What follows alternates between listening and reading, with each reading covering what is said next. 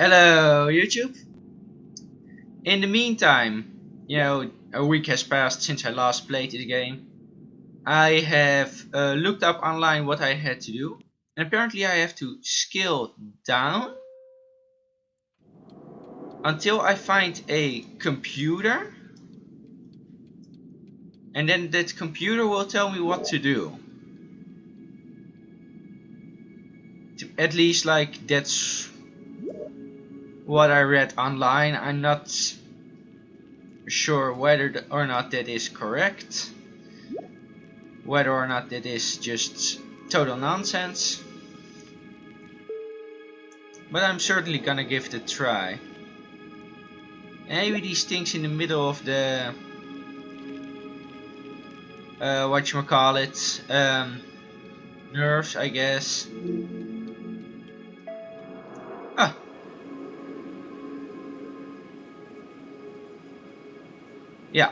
Yeah, this seems to work a little. I'm now on a smaller plane of still definitely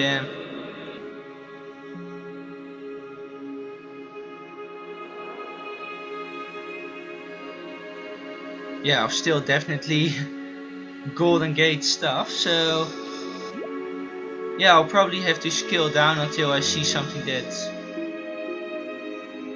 at least resembles a computer.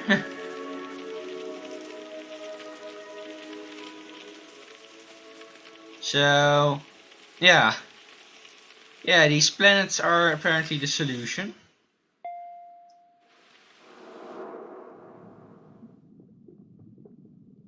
And now we are in such a neural network again.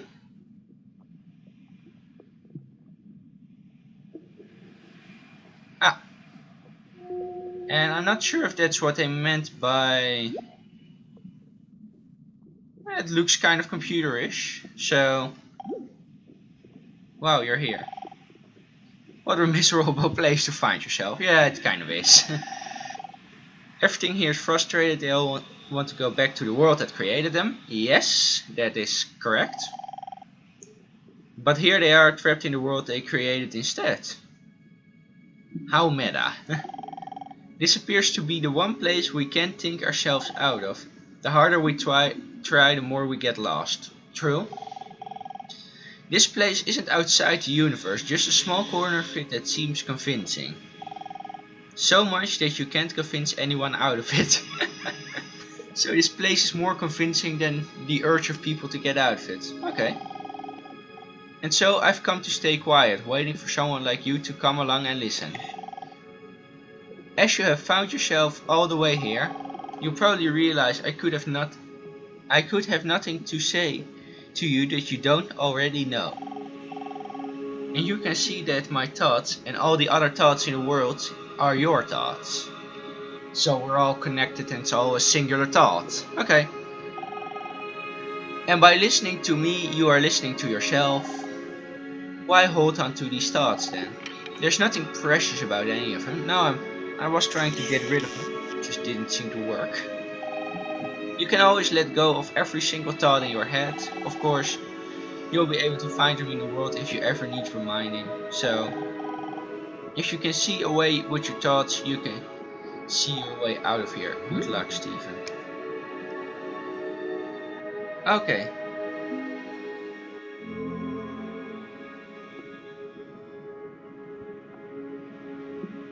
So now I've emptied my mind. Now what? Keep ascending, I guess?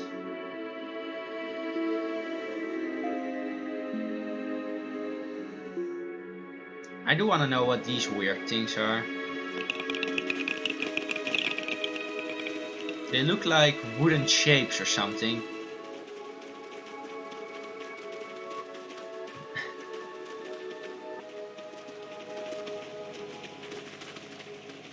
And I want to be that red panda just for fun. Wooden toy tree added under toy, yeah. Okay, so I'll just be this red panda for a while and then I'll... I swear I'm going out. Because, wow, this is a remarkably good representation of what a hell would be like. Just this place that you're trapped in that you cannot escape from.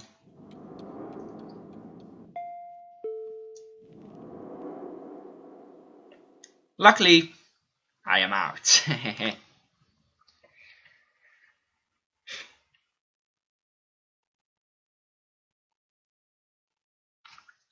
Or, well, oh, I'm gonna be reborn or something, like.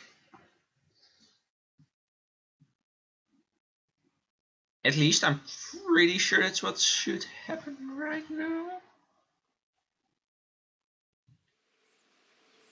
Yeah.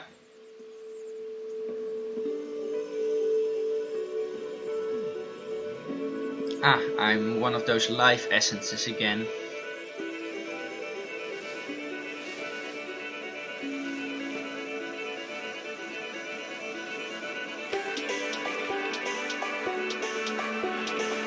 Nice cutscene.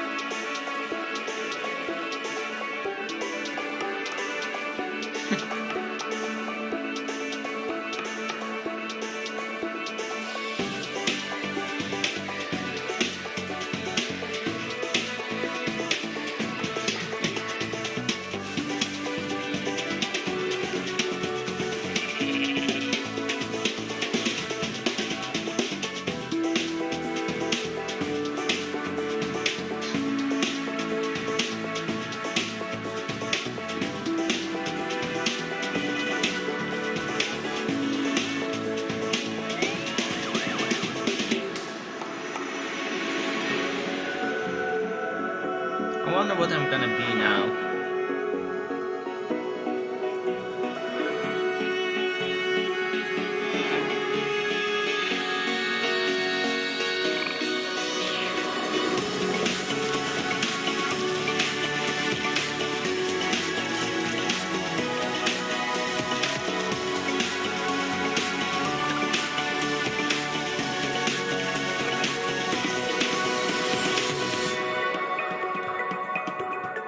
Kind of Katamari Damacy that at least it kind of reminds me of it, that cutscene.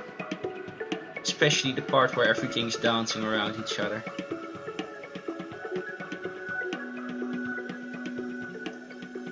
And I'm gonna be a deer again. Kind of saw that one coming.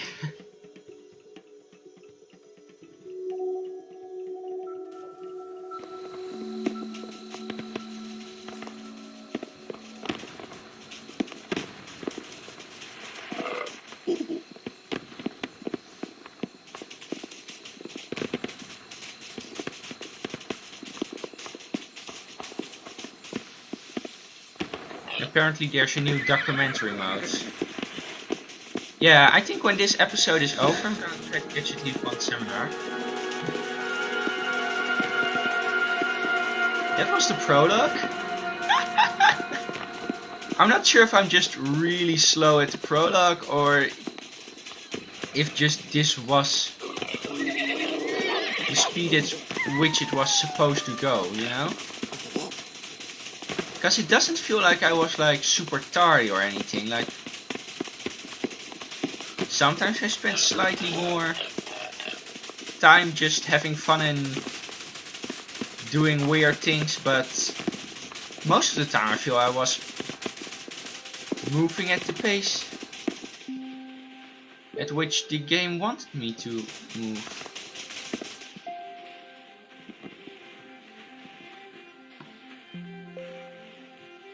Oh, I want to be a P-file.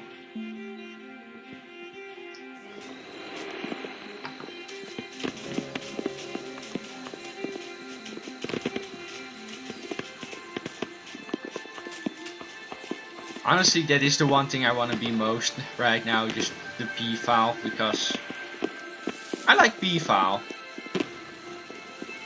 Should there really be any more of an explanation?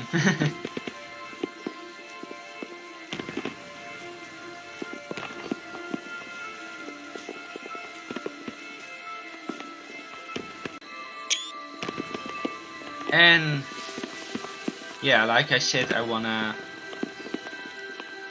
There's fireworks, nice. Like I said, I wanna try to...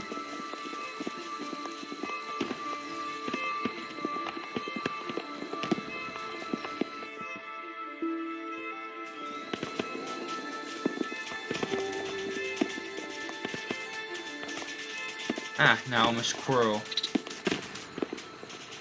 A black squirrel. I don't know of any species of squirrel that is like completely black. I know of a black squirrel with a white tail. I know of some entirely white, entirely...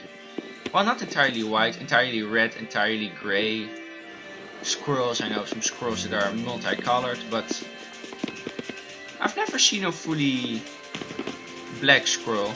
It would be interesting to see in real life.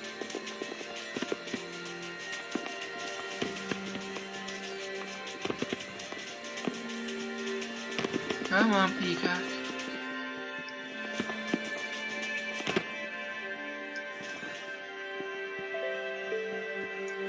Yes!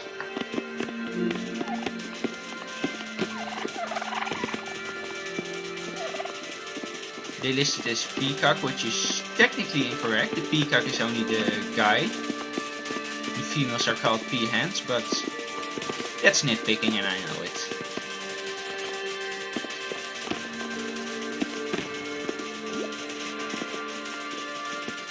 Hey.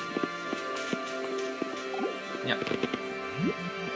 When you stand and you can see a horizon all around you to exactly the same distance, you're in the center of a circle because your senses extend a certain direction in all directions and therefore give you the impression of being in the middle. Now, everything in the world feels like that, and also it has its own kind which look natural to it. You see spiders and hydras and sea urchins and so on don't look very natural to us. We say, well, I wouldn't want to look like that. But they say when they see us, well, what kind of an awful thing is that? And what a lot of nonsense it does. Because the definition of a person is where you look from. And they, you see, in their situation, feel just as cultured as we can possibly feel. And they have their distinctions and their snobberies, just in the same way that we do. Because you see, they dig all sorts of things that we don't even notice. We think a person is cultured because they play the piano or the violin or they read poetry or they have a big library and they have paintings all around and they have a fancy house and so on. And we say, well, there's a person of culture. And we can see at once that this is really some rather elegant human being. But when you get down into the world of fishes, they have exactly the same thing. Only, instead of depending on collecting a lot of books and things like that, it is the precise way, the very subtle wiggles of a tail, the little tremors of vibration that makes one fish a very superior fish as compared with other fish. And all the other fish look at that one and say, oh my, to be like that, what a genius. To be able to do just that little extra thing, see? Because they're very sensitive. Even airplanes in formation can't begin to do what birds and fish can do in their communal swirling dances that they do. That's not entirely true. Birds and fish have actually been proven to basically need to watch like maybe 5 fish swimming around them and then they're completely and then they don't need to do anything anymore. There has actually been quite a lot of research into that actually. So it's not entirely true, but the idea of like what we find cultured not being necessarily what we find good, not necessarily being what another creature finds good. I think that's a rather interesting thought.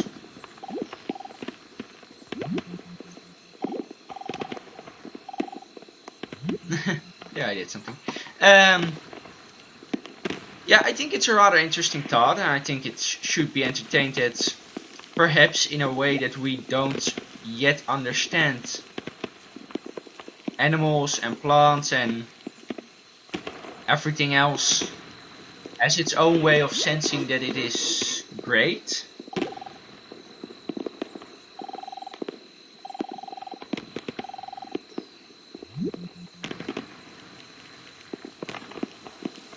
Nah, I don't really feel like changing scale. That would be a little too weird for my taste. But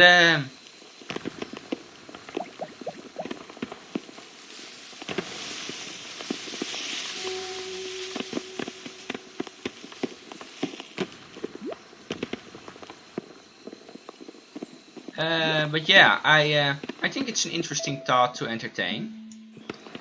That perhaps animals or plants or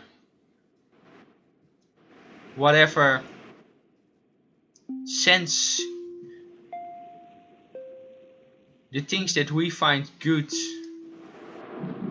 not in the same way that we sense them.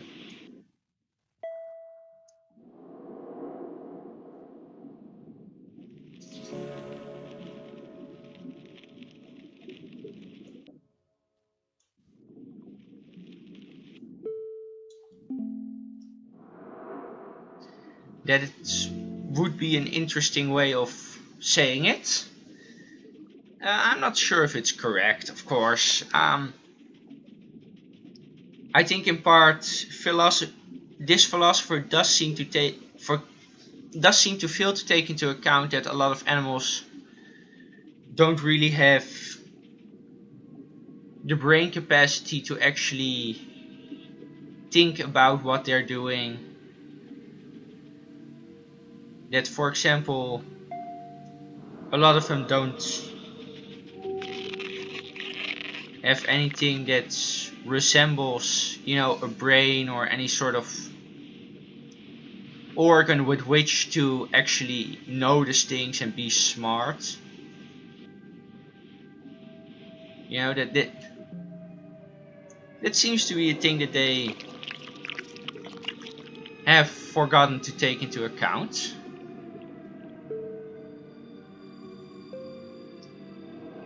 Is this a goldfish? In the ocean? Weird. But yeah, that does seem to be a thing that he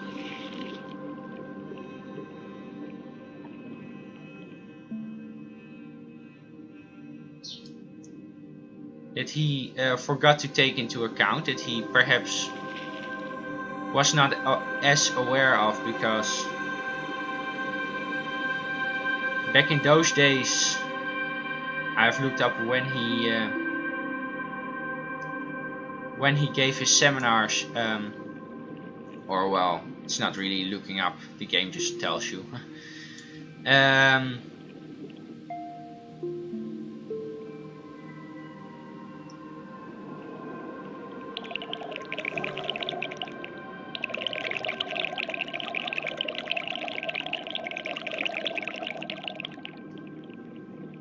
But yeah, I looked it up, and he gave it in the time when like a lot of research was coming out, and it turned out that animals were a lot smarter than we gave them credit for hundreds of years.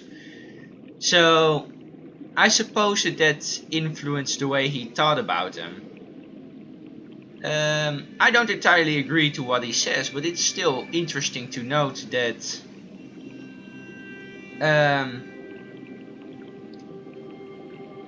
that he considered these animals to have at least some form of like not just being stupid things, you know?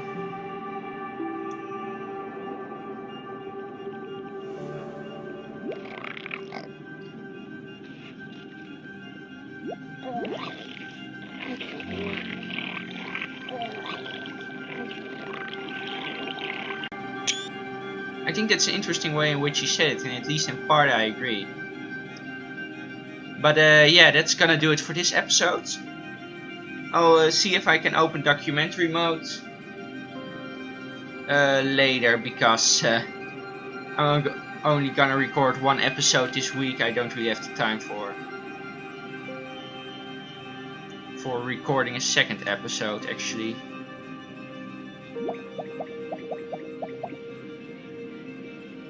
So yeah, my apologies for that.